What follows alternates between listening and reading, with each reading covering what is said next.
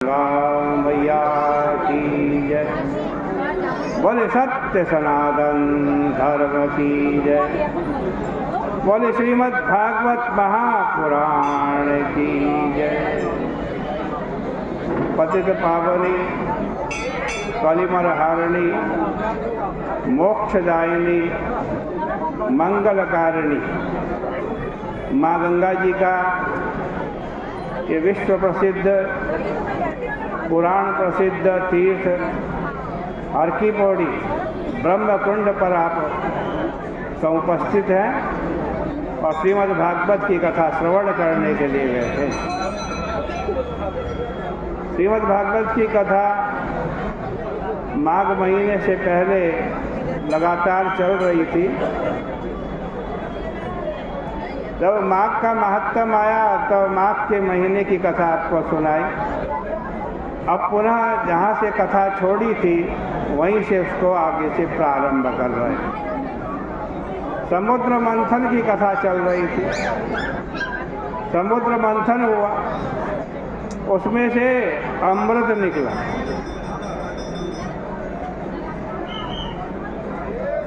कहते हैं भगवान ने सोचा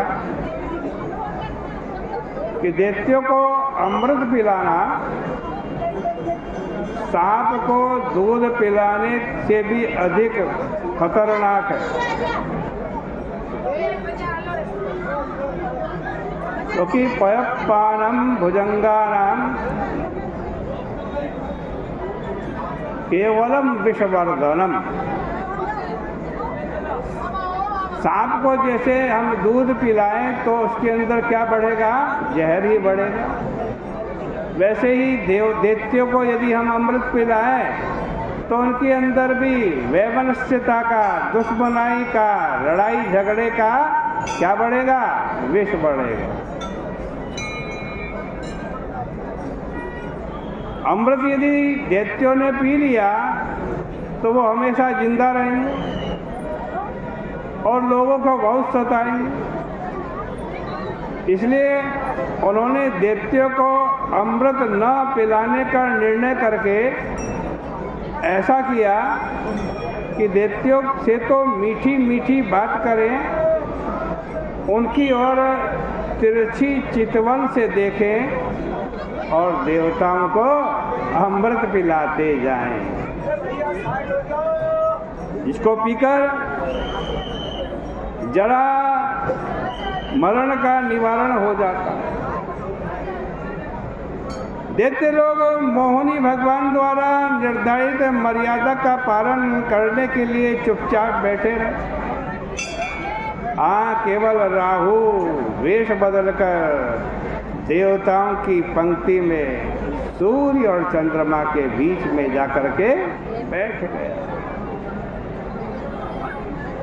उसने थोड़ा सा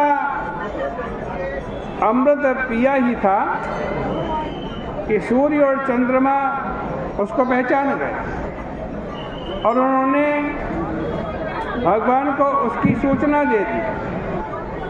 भगवान ने उसी क्षण चक्र से उसका सिर काट दिया।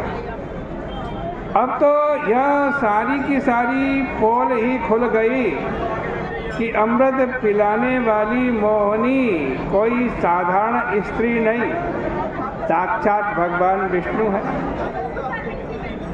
अब तो भगवान ने झट से मोहिनी का वेश बदल लिया। न उनके सिर पर जूड़ा रहा, न साड़ी रही, न शरीर में वे अंग रहे। उनका वही शंख चक्र गदा पद्म युक्त पीतांबरधारी स्वरूप प्रकट हो गया। बोले नारायण भगवान की जय। साक्षात नारायण भगवान प्रकट हो गए।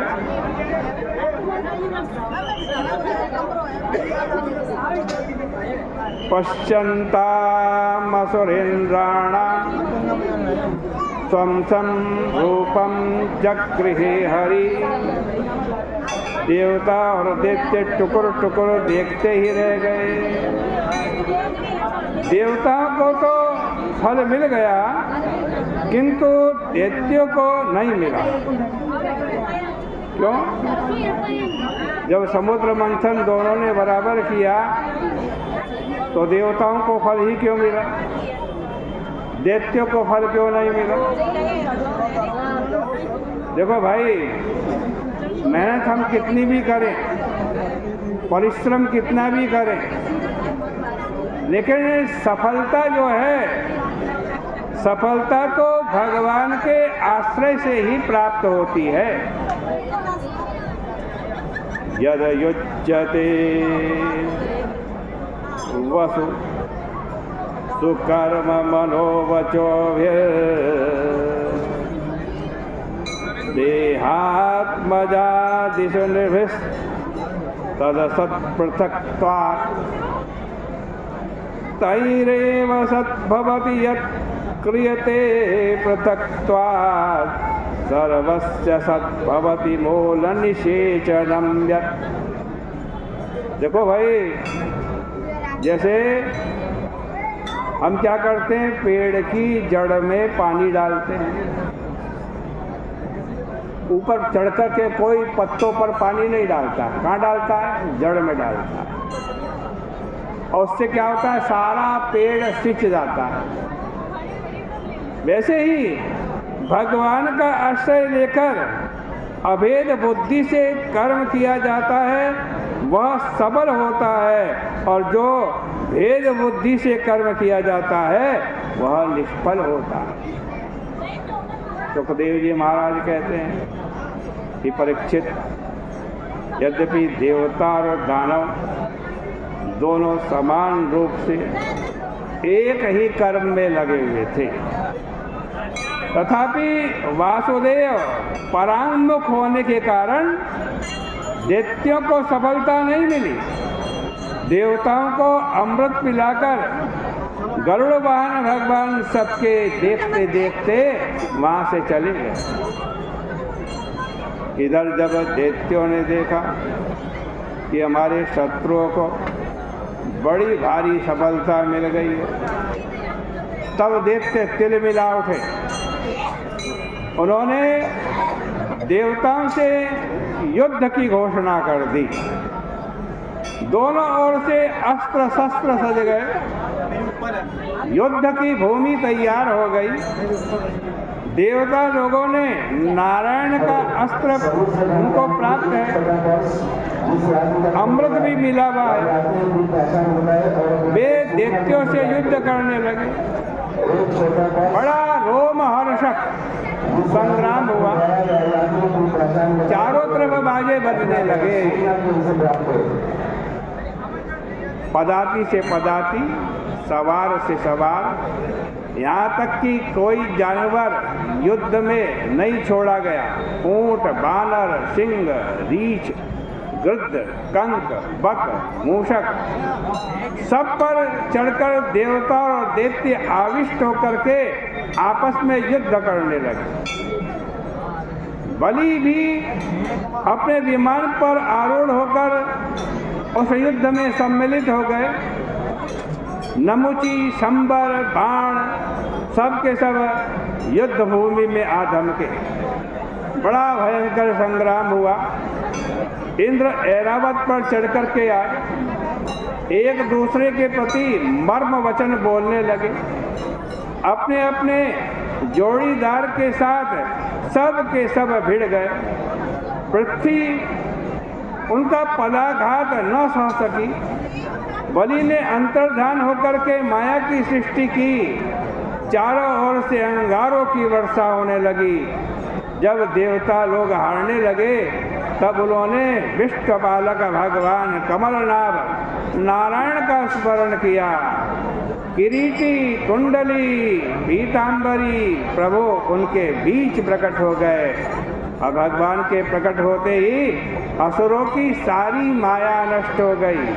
क्यों? क्योंकि हरि स्मृति सर्व विपद विमोक्षणम।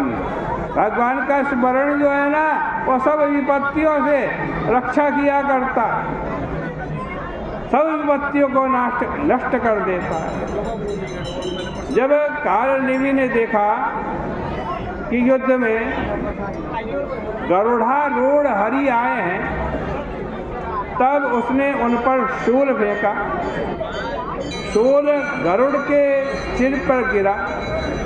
भगवान ने उसको पकड़ लिया और कालनेमि को मार डाला। उसके बाद उन्होंने चक्र से माली सुमाली के सिर काट दिए। माल्यवान ने गदा से गरुड़ पर प्रहार किया, किंतु भगवान ने उसका भी सिर काट दिया। कहते हैं कि देवताओं ने तो अमृत पी लिया था। अमृत पीने के बाद भी देवता विजयी नहीं हो रहे थे। क्यों नहीं हो रहे थे? अमृत पीने के बाद। देखो भाई, अमृत का जो लाभ होना चाहिए था वह इन देवताओं को नहीं हो रहा था। कारण अमृत कोई जड़ वस्तु नहीं है, अमृत चेतन है। अमृत ने विचार किया कि जब भाई देवता और दैत्यों ने दोनों ने बराबर मंथन किया है, समुद्र मंथन किया है, दोनों का परिश्रम लगा है अमृत निकलने में, तो देवताओं के लिए ये उचित था कि वो दैत्यों को भी भाग देते। लेकिन देवताओं ने ऐसा न करके बहुत अनुचित किया। इसलिए अमृत ने देवताओं की सहायता नहीं की। लेकिन जब भगवान स्वयं आकर देवताओं की ओर से युद्ध करने लगे, तब अमृत ने कहा कि अब ठीक है, देवताओं को कृतज्ञता का दोष नहीं लगेगा, क्योंकि भगवान उनके सहायक हैं। औचित्य उसी के पक्ष में होता है जिधर भगवान होते हैं। जितने भी धर्म हैं वे सब भगवान का प्रसाद है, भगवान की सहायता प्राप्त करने के लिए हैं, उनकी शरणागति के लिए हैं। यतो हरिर विजयः श्री गुणस्ततः, जहाँ भगवान हैं वहीं जीत होती है। यह नहीं समझना कि अमृत में ईश्वर से अलग कोई बल है। वह तो वैसे ही निर्बल है जैसे अग्नि निर्बल है, वायु निर्बल है। ये कथा कठोपनिषद के अंदर आई है।